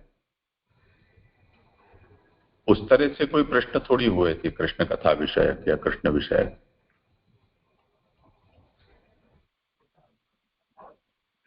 परीक्षित को तो अपने आप में ही वो स्वयं स्फूर्त वो सब प्रश्न थे। तो तस्य तु भगवन महात्मिक ज्ञानमेव इष्टम, परीक्षित के तो वो मौलिक प्रश्न थे, स्वतः स्फूर्त थे। और भवतांतु तद वाक्य प्रकारेण पदार्थ ज्ञानेच्छा, परीक्षित ने कुछ शुक को पूछा था, ऐसा तुमने जाना, उसके इतिहास को तुम मुझसे जानना चाहते हो। तो उन्होंने क्या पूछा और शुक ने उनको क्या जवाब दिया, तद वाक्य प्रकारेण, उस वाक्य के प्रकार से पदार्थ ज्ञानेच्छा। तो ये फर्क हो गया ना, जैसे अर्जुन को प्रश्न हुए और भगवान ने उसको सीधे उत्तर दिया। अब आज हमारी नई प्रजा, हम लोग ये कहें कि अच्छा अर्जुन ने क्या पूछा था और भगवान ने उनको क्या उत्तर दिया, आपको मुझे सुनाइए, और हम उसको सुनाए तो वो प्रश्न तुम्हारे थोड़ी हैं, न वो जिज्ञासा तुम्हारी है। ऐसे जी आया समझ में, प्रणाम जी। और दूसरी ये क्वेश्चन था कि यहाँ पे ये बताया कि महात्म्य सुनने से दो बात हुई कि एक तो श्रद्धा और दूसरी मन की विपुलता। और फिर ऐसा बताया कि भाई श्रद्धा से तो महात्म्य ज्ञान को ग्रहण किया, लेकिन मन की विपुलता से अतृप्ति रही। तो ये जो विपुलता से अतृप्ति, वो समझ में नहीं आ रहा मुझे, क्योंकि मन की विपुलता होती है तो अतृप्ति रहती है, ऐसा वो कैसे, वो समझ में नहीं आ रहा है। ये हम लोग कभी हमारी स्वादिष्ट कोई व्यंजन बना हो और हम भोजन करने जाएं और जितना खा सकें उतना हम खाएं, तो मन नहीं भरता है, पेट में जगह नहीं रहती है, तो हमको रुक जाना पड़ता है। वो विपुलता की बात है यहाँ। अच्छा, यानी ज्यादा जानने की इच्छा हुई उससे, वो उसको विपुलता इस तरीके से बोल रहे हैं। हाँ, और सुनाओ और सुनाओ और सुनाओ, ऐसे ज्यादा पसंद आने से, या तो वो। जी जी प्रणाम जी।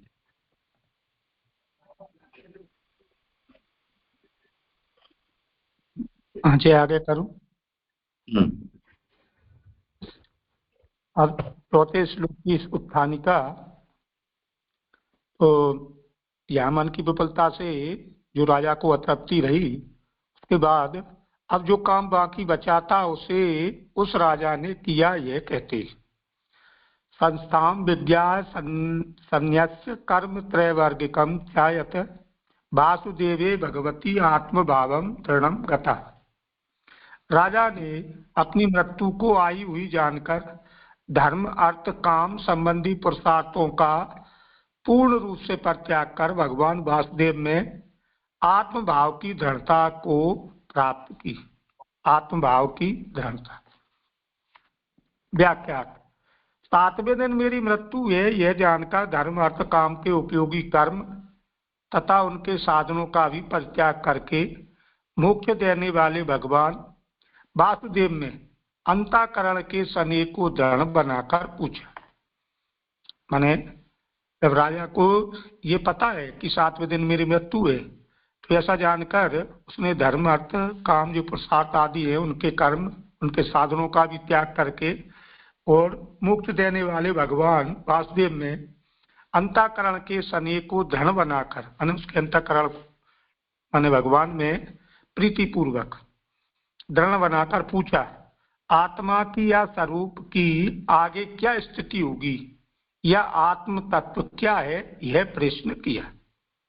अब चूंकि राजा के हृदय में स्नेह पैदा हो गया है, तो वह आत्मा की या स्वरूप की आगे क्या स्थिति होगी या आत्म तत्व क्या है, ऐसा प्रश्न किया। ये चौथा प्रश्न माने चौथा श्लोक का यह संपन्न हुआ। करो भले आप जी। एक मिनट, जैसे यहाँ पे ये जो बात आई लास्ट में कि आत्मा की या स्वरूप की आगे क्या स्थिति होगी, यानी कि वो जो है वो अपनी आत्मा के लिए पूछ रहे हैं, और ये जो यहाँ पे आत्मत्व क्या है, तो ये आत्मत्व है या आत्म तत्व है, वो प्रभु के स्वरूप के बारे में ऐसे।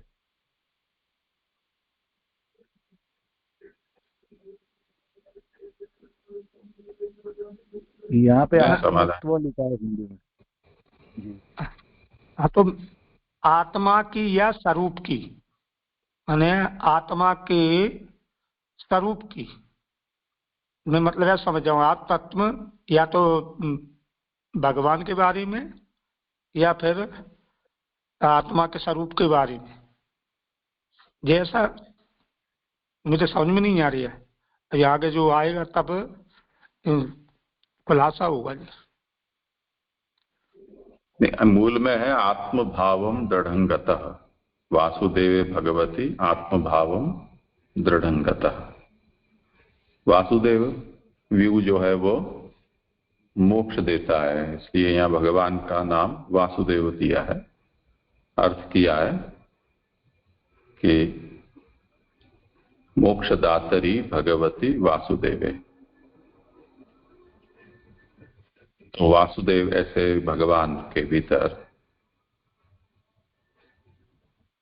आत्मभाव का अर्थ किया है।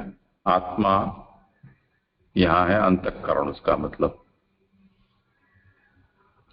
तो आत्मा का भाव यानी अंतःकरण का जो भाव है उसका मतलब होता है रति या स्नेह। तो मोक्षदाता वासुदेव भगवान में अंतःकरण का जो स्नेह है वो दृढ़ता को प्राप्त करके उसने पूछा, ऐसा यहाँ अन्वय है। अब वो पूछा, क्या पूछा, उसका स्वरूप यहां समझा रहे हैं प्रश्न का कि आत्मनः स्वरूपस्य वा सत्ताम अग्रे स्थिति रूपाम। क्योंकि राजा को अपनी मृत्यु सन्निकट है ये तो पता चल चुका है, तो अब उसकी आत्मा की स्थिति क्या होगी ये उसको जिज्ञासा हुई। अब आत्मा शब्द का अर्थ होता है स्वरूप। तो आत्मनः स्वरूपस्य वा सत्ताम, आत्मा या स्वरूप की सत्ता। सत्ता कैसी? अग्रे स्थिति रूपाम। अब इस देह के त्याग के बाद मेरी स्थिति कहाँ किस रूप में होगी, ऐसा उनके मन में जिज्ञासा हुई है। अथवा विकल्प से बता रहे हैं कि आत्मत्वम वा। तो अनुवादक क्या कह रहे हैं कि आत्मत्व क्या है? आत्मत्व यानी स्वरूपत्व, अपना एसेंशियल नेचर क्या है, ऐसा उन्होंने प्रश्न किया।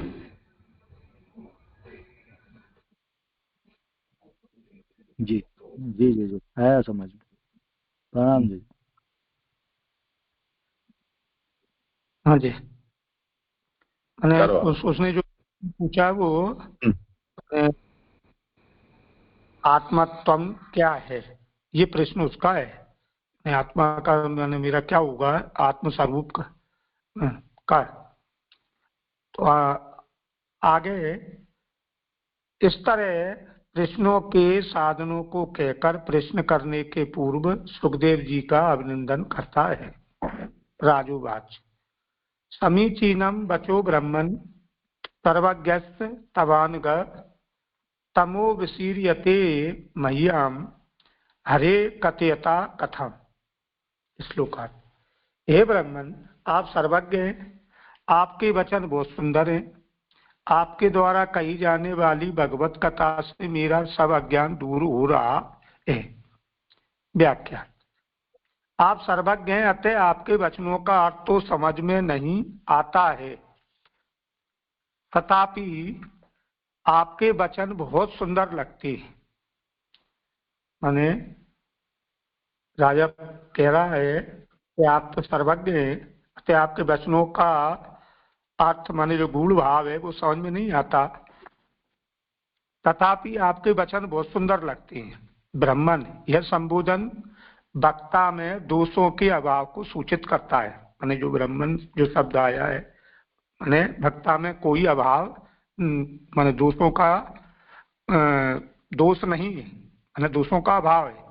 और अनग, यह संबोधन अभिमान आदि के अभाव का सूचक है। अनग माने उनमें माने किसी प्रकार का कोई भी अज्ञान या पाप नहीं है। आत्म समझ में न आने पर भी मेरा स्वरूपा ज्ञान रूप अज्ञान आपके वचनों से नष्ट हो रहा है। यानी आत्म समझ में नहीं आ रहा, फिर भी मेरे स्वरूप का जो अज्ञान रूप अज्ञान, माने स्वरूप अज्ञान रूप अज्ञान आपके वचनों से नष्ट हो रहा है। माने स्वरूप संबंधी जो अज्ञान है वो आपके वचनों से नष्ट हो रहा है। वह वचन आपने मेरे लिए ही कहे हैं। मैंने 3 बात निश्चित की है। एक तो आपके वाक से मेरा अज्ञान नष्ट हुआ, दूसरा यह वाक मेरे लिए कहा, और तीसरा आपने मुझे भगवान की कथा ही कही। माने ये वचन जो है वो आपने मेरे लिए ही कहे। इनसे 3 बात निश्चित हुई कि आपके वाक से मेरा अज्ञान नष्ट हो गया, दूसरा ये वाक का आपने मेरे लिए ही कहे, और तीसरा आपने मुझे भगवान की कथा कही। यहाँ पर ये 5वें श्लोक का व्याख्या पूरी हुई।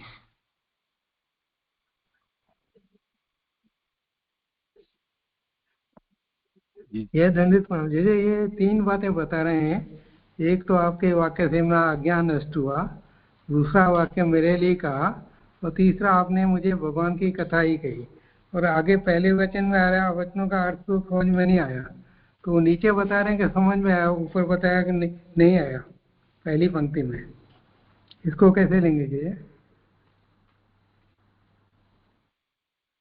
हाँ सर्वज्ञ है भाई, पहली पंक्ति है ना? तो ये हाँ, आप सर्वज्ञ हैं, अतः आपके वचनों का अर्थ तो समझ में नहीं आता है।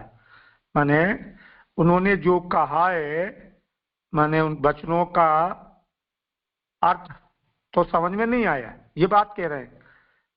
लेकिन माने किस आशय से भी कह रहे हैं, माने उनका माने उनके गूढ़ भाव शायद ऐसा लग रहा है कि उनके माने जो वचन बोल रहे हैं तो आपके वचन तो बहुत सुंदर लगते हैं, वचनों का अर्थ तो समझ में नहीं आता है।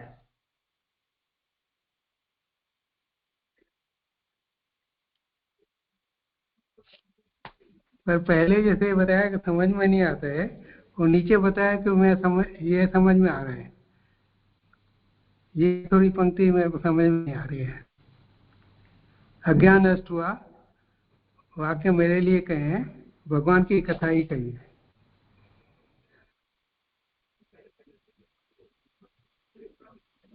नहीं, अभी इसको हम ऐसे समझे जैसे कई बार शास्त्रीय संगीत सुनने के लिए हम बैठे हों, हमें अच्छा ज्ञान भले ही न हो स्वर ताल राग इत्यादि का, पर हमें वो अच्छा लगता है, वाह वाह करते हैं, हम डोलते हैं, तन्मय हो जाते हैं। अब कोई पूछे क्या सुन के आए, कौन सा राग था, कौन सा ताल था, अब वो हमें पता नहीं, हमको अच्छा लगा। क्यों? क्योंकि वो जो प्रस्तुतिकार हैं उन्होंने कई सालों की गुरु के सामने बैठकर और साधना की है। वो तो सुर के महासागर में तैरने वाले हैं और हम तो किनारे पर भी अभी पहुंच नहीं पाए हैं, ऐसे हैं। तो जो सर्वज्ञ की बातें हैं वो जितनी गहराई से हमको कह रहे हों, यानी उनके पदवाक्य अक्षर के पीछे जितना बैकग्राउंड लंबा चौड़ा होता है वो तो हमें नहीं समझ में आता है, पर वो जो दो चार शब्द बोले हैं वो शब्द का वाक्य का ज्ञान हमको हो जाता है। तो उस दृष्टि से आप सर्वज्ञ हैं, इसके कारण आपने जो भी कुछ कहा है वो सच्ची अच्छा ही कहा, पर आपके कही गई बात का अर्थ पता नहीं चलता है। फिर भी त्रयंतु मया विनिश्चितम, अब समझ में आया ये थोड़ी कह रहे हैं, अपनी बात को काट नहीं रहे हैं। वो अब ये कह रहे हैं कि 3 बात मैंने निश्चित की आपके कहने पर, वो ये बात है। तो हमें भी कोई पूछे, जैसे कोई अटपटे व्यंजन बनाकर हमको खिला दे, वो कैसा लगा ऐसा पूछे तो हम कहें अच्छा लगा, पर क्या था वो, हमने क्योंकि जीवन में पहली बार ही ऐसा कुछ चखा हो, देखा हो, तो क्या था वो कह पाना हमारे लिए कठिन है। पर कम से कम मीठा था या नमकीन था, तला हुआ था या उबला हुआ था, ऐसी 2-4 बातें तो हम कह ही सकते हैं। कोई पूछे तो क्या खा कर आए हो, तो कुछ निश्चित किया, वो ये 3 बातें निश्चित हुई, ऐसा राजक कह रहे हैं कि भगवत कथा आपने मुझे कही, उससे अज्ञान तो मेरा दूर हुआ, इसमें कोई संशय नहीं। और जो भी कुछ कहा वो आपने मेरे लिए कहा, और जो भी कुछ कहा वो भगवत विषय कहा। 3 बात मेरी समझ में आ गई।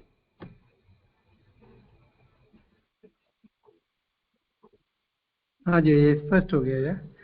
क्यों अज्ञान आपके वचनों से नष्ट हो रहा है, अभी यही बता रहे हैं। स्वरूप ज्ञान, अज्ञान आपके वचनों से नष्ट हो रहा है। ये चीजें यानी इसको ऐसे समझे कि भाई, क्योंकि इसमें क्या बताया कि भाई अर्थ समझ में ना आने पर भी मेरा स्वरूप अज्ञान रूप अज्ञान आपके वचनों से नष्ट हो रहा है। अगर आपको अर्थ नहीं समझ में आ रहा है तो ज्ञान कैसे होगा, तो फिर अज्ञान दूर कैसे होगा?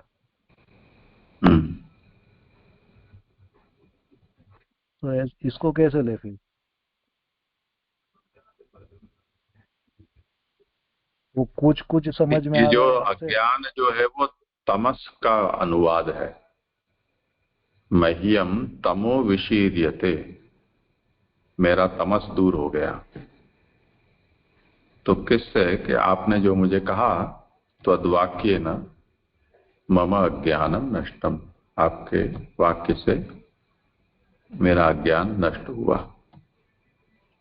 इतना समझ में तो आया।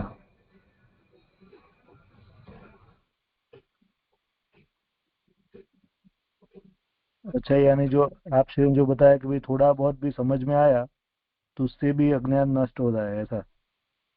पूर्ण रूप से अर्थ समझ में नहीं आया, लेकिन जितना भी समझ में आ रहा है, क्योंकि भगवान की कथा है तो उससे वो अज्ञान जो है वो नष्ट हो रहा है ऐसे।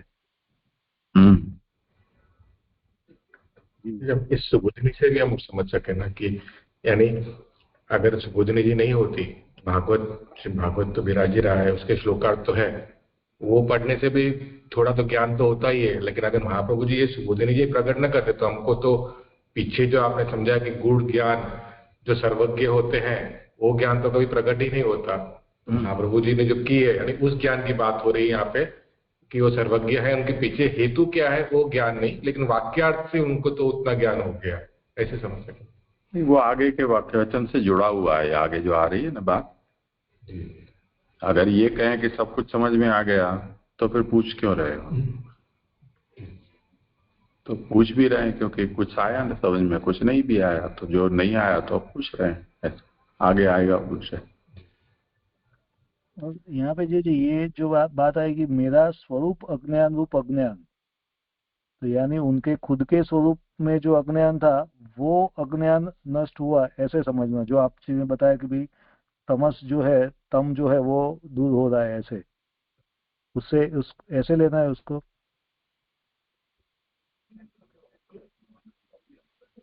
क्योंकि यहाँ पे अर्थ समझ में न आने पर भी मेरा स्वरूप अज्ञान रूप, यानी खुद का स्वरूप अज्ञान रूप जो अज्ञान है वो आपके वचन से नष्ट हो रहा है, ऐसे समझे इसको? अच्छा जी। नहीं, ये आगे चौथे श्लोक में यही विषय आया था, आत्मनः स्वरूपस्य वा सत्ताम अग्रे स्थिति रूपाम, वो जो अर्थ किया था वही तो बात है नहीं। वासुदेव में आत्मभाव की दृढ़ता को प्राप्त की तो अब उनके मन में ये प्रश्न आ रहा है मेरे क्या होगा।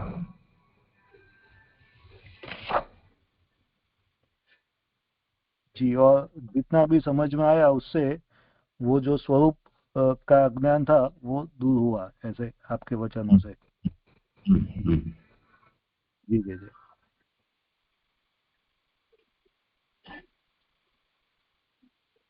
हाँ जी, आगे छठे श्लोक की उत्थानिका। अर्थ समझ में न आने से संदेह होता है, इसलिए विशेष प्रश्न करता है। ये पांचवें श्लोक में जो बात आई थी कि आपके वचनों का अर्थ तो समझ में नहीं आता है, तो अर्थ समझ में न आने से संदेह होता है, इसलिए विशेष प्रश्न करता है। भूय एव विवत्सामि भगवान आत्ममायया यथेदम सृजते विश्वम दुर्विभाव्यम अनीश्वरे यथा गोपायति विभु यथा संयच्छते पुनः। श्लोकार्थ। मैं यह और जानना चाहता हूं कि अल्पज्ञ लोगों की समझ में न आने वाले इस विश्व की सृष्टि भगवान अपनी आत्माया से जिस तरह करते हैं तथा जिस तरह रक्षा और संहार करते हैं वह आप कहिए। अब जहाँ ये जो पूर्व के श्लोक में जो बात आई थी कि स्पष्ट से अर्थ समझ में न आने से संदेह हुआ तो पर उसने स्पष्ट रूप से प्रश्न किया। विवत्सामि जानना चाहता हूं। इसमें 5 प्रकार के संदेह हैं: उत्पत्ति, स्थिति, लय, आधार और 5वां साधन। उसमें उत्पत्ति के विषय में संदेह करता है कि जिस तरह इस जगत की सृष्टि करते हैं क्या कुम्हार घड़ा आदि बनाता है उस तरह, या सिद्ध की तरह वाणी मात्र से, अथवा योगी की तरह मन से, या कल्पवृक्ष की तरह उत्पन्न करते हैं। अब यहाँ ये जो बात आ रही है उसमें उत्पत्ति के विषय में यानी जो 5 प्रकार के संदेह उसमें उत्पत्ति के विषय में तो पूछता है कि जिस तरह जगत की सृष्टि करते क्या कुम्हार घड़ा आदि बनाता है, जैसे कुम्हार घड़ा बनाता है तो उसमें दंड चक्र आदि उस तरह, या सिद्ध की तरह वाणी मात्र से, माने वाणी से केवल वाणी से कह दिया और सृष्टि उत्पन्न हो गई। सिद्ध की तरह माने जो सिद्ध लोग होते हैं वो जो भी चमत्कार दिखाते हैं उसकी तरह, अथवा योगी की तरह मन से, या कल्पवृक्ष की तरह उत्पन्न करते हैं, अथवा सृष्टि को अपने अंदर से अभिव्यक्त कर देते हैं। माने यह सृष्टि को अपने अंदर से ही उत्पन्न कर देते हैं, माने जो व्यक्त नहीं है उसको अभिव्यक्त कर देते हैं, क्योंकि भगवान के अंदर तो सब कुछ है। इस तरह उत्पत्ति में 5 संदेह हैं। इसी तरह रक्षा में और प्रलय में भी ये 5 प्रश्न हैं, माने रक्षा में भी और प्रलय में भी। यह बात अनीश्वरों अल्पज्ञों की समझ में नहीं आ सकती, माने जो ईश्वर को नहीं मानते अथवा जो अल्पज्ञ हैं उनकी समझ में नहीं आ सकती। ये मैंने जो 5 प्रश्न किए हैं, इन 5 की ही संभावना भगवान में नहीं हो सकती, क्योंकि जो जगत उत्पन्न किया है उसकी कल्पना मन से भी नहीं कर सकती। भगवान ने जो जगत उत्पन्न किया है तो जो अल्पज्ञ है उनकी समझ में क्या आएगी, तो कल्पना से नहीं कर सकती। इसी तरह इसकी रक्षा की एवं प्रलय की कल्पना भी नहीं की जा सकती। तो फिर ऐसा ही निश्चय क्यों नहीं कर लेते कि भगवान इसकी उत्पत्ति, रक्षा एवं प्रलय नहीं करते? तो फिर ऐसा ही निश्चय क्यों नहीं कर लेते कि भगवान इसकी उत्पत्ति, रक्षा एवं प्रलय नहीं करते? इस पर कहते हैं कि भगवान विभु है, नष्ट को भी बार बार नष्ट करते हैं और उत्पन्न हुए को भी फिर उत्पन्न करते हैं। जैसे लकड़ी आदि को नष्ट कर उससे अग्नि को उत्पन्न किया और उस अग्नि को नष्ट कर भस्म की उत्पत्ति, फिर उस भस्म को भी वायु के द्वारा उड़ाकर अथवा जल में विलीन कर नष्ट किया। माने यहाँ भगवान जो है वो नष्ट को भी बार बार नष्ट कर देते हैं, उत्पन्न हुए को भी फिर उत्पन्न करते हैं। जैसे लकड़ी को नष्ट करके उससे अग्नि उत्पन्न किया, लकड़ी थी, अग्नि के द्वारा वो जल गई, अग्नि उत्पन्न किया और उससे फिर जो भस्म बची, भस्म की उत्पत्ति हुई, फिर उस भस्म को भी वायु के द्वारा उड़ा दिया अथवा जल में विलीन कर दिया तो फिर नष्ट हो गई। तो यहाँ जो राजा जो प्रश्न कर रहा है वो ये कह रहा है कि मैं ये जानना चाहता हूँ, ये यहाँ पे ये छठा श्लोक पूर्ण हुआ।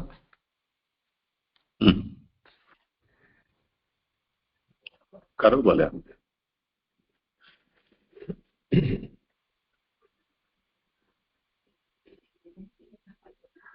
और 7वें की उत्थानिका अब 4थे प्रश्न को कहते हैं। एक मिनट है जरा, ये जो यहाँ पे जो बात आई ना कि उत्पत्ति, स्थिति, लय, आधार और साधन, तो यहाँ पे साधन यानी उत्पत्ति में साधन, स्थिति में साधन, लय में साधन, सभी में वो साधन जो है वो सभी में जनरल समझना है ऐसे।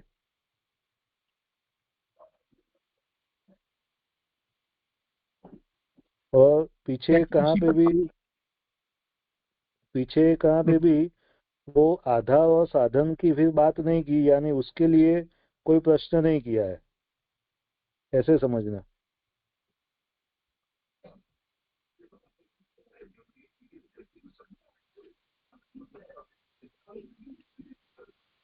करें समाधान। नहीं, जब मेरे समझ में नहीं आई इन्होंने क्या पूछा। जी, मैं ये पूछना चाह रहा हूँ कि यहाँ पे 5 बात आई, 5 प्रकार के संदेह बताए। तो ये सृष्टि के बारे में, सृष्टि की उत्पत्ति, सृष्टि की स्थिति, सृष्टि की लय, सृष्टि का आधार और साधन। तो साधन ये यही कि ये सृष्टि के बारे, सृष्टि का ये जो आई पूरी बात उसके साधन। और ये करने के बाद फिर बाद में ये जो 5 प्रश्न जो किए उसमें आधार के लिए कोई प्रश्न नहीं किया है, या तो साधन के लिए भी कोई प्रश्न नहीं किया है। तो ये जो प्रश्न आए वो उत्पत्ति, स्थिति और लय के लिए ही आए फिर।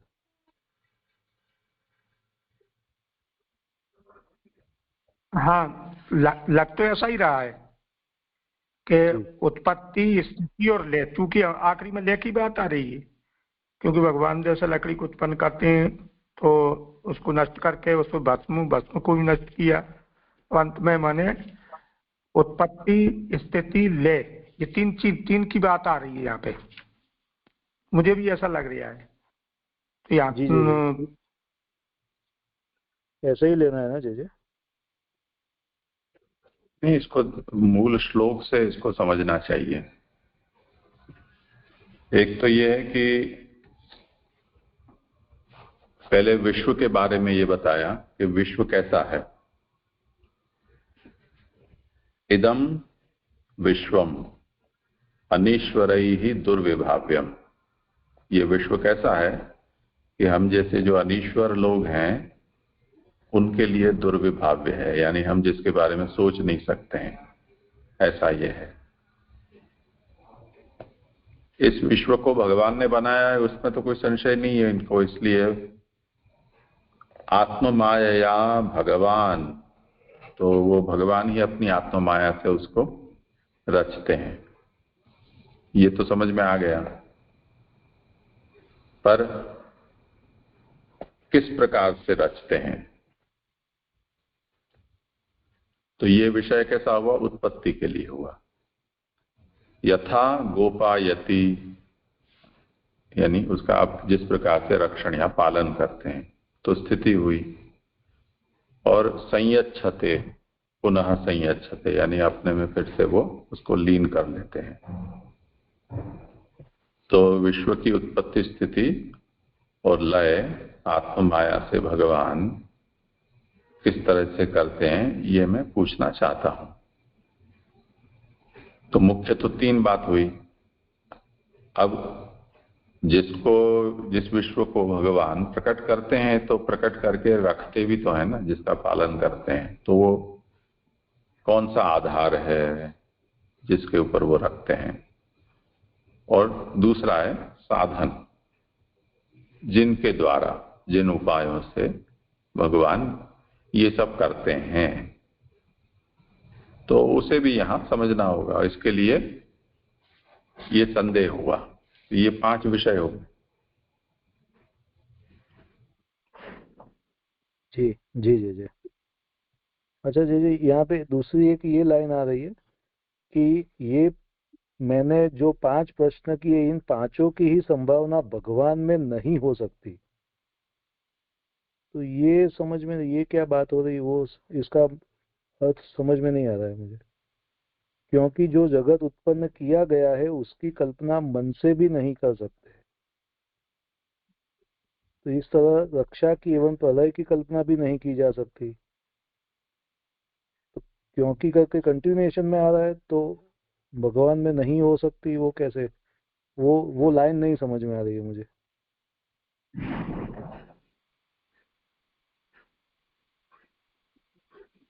वो दुर्विभाव्य शब्द का अनीश्वर ही दुर्विभाव्यम, उस पद की ये व्याख्या है। मूल में उन्होंने उठान ही इस तरह से की ना।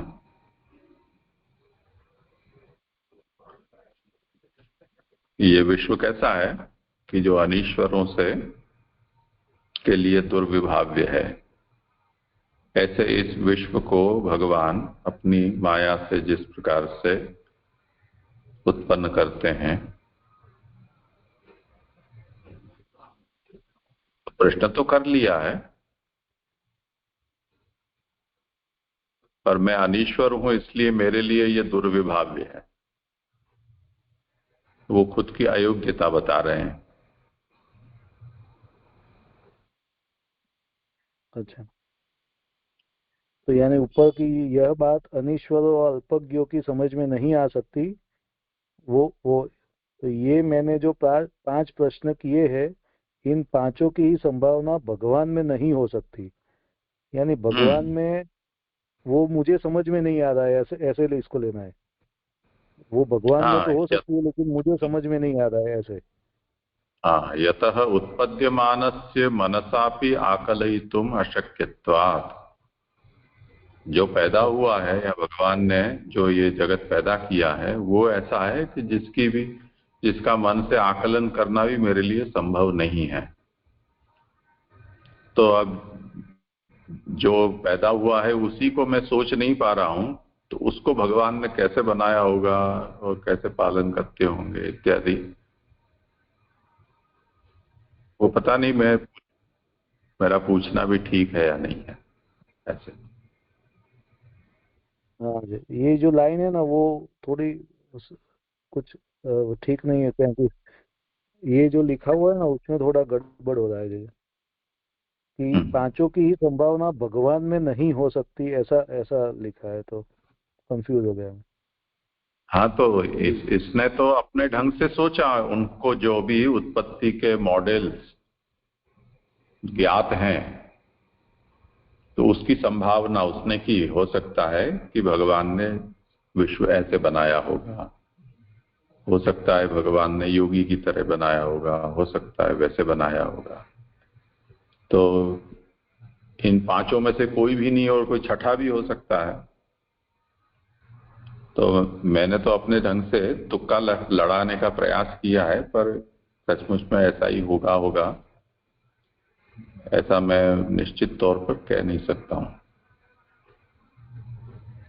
जी जी जी जी, आया समझ में।